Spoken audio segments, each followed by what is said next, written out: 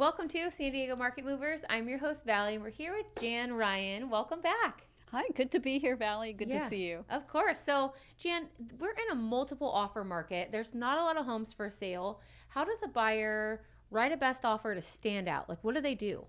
Well, I'm glad you asked because I think it's a big thing. I work with a lot of sellers presenting, and we receive the multiple counter offers. So I think first thing I want to let buyers know is we really care. The sellers care and the listing agents care. So I think one of the most important things is to get a good buyer's agent, one that will listen to you. And then when you get a good one that will listen to you, listen to them too, listen to their advice.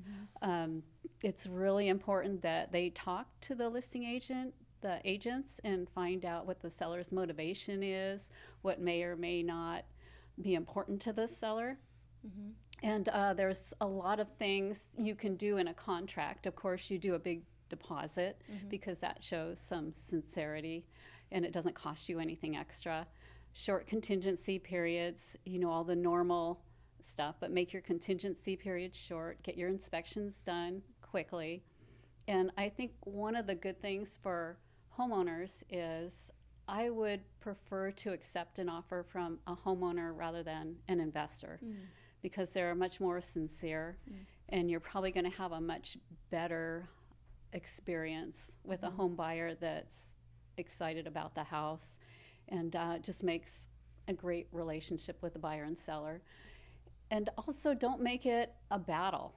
You know, don't dwell on the little points. Be cooperative and the seller, just make it a good experience.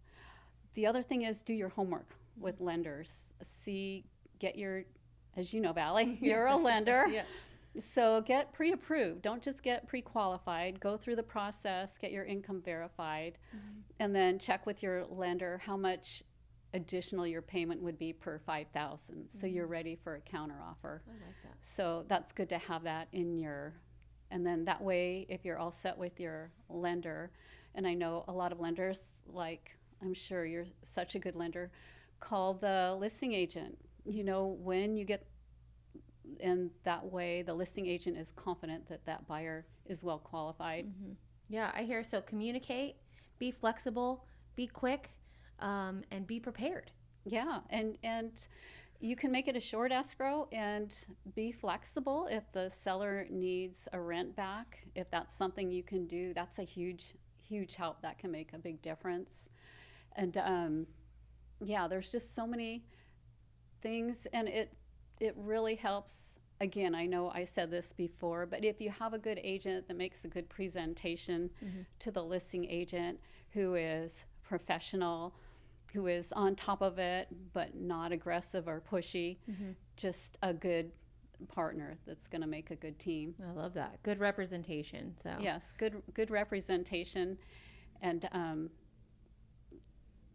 I think the big thing is sincerity that you come across. And then also, if you can have your agent express the reasons you're buying there. Because if you know the area, maybe you have a sister that lives there or you work in the area, that says a lot.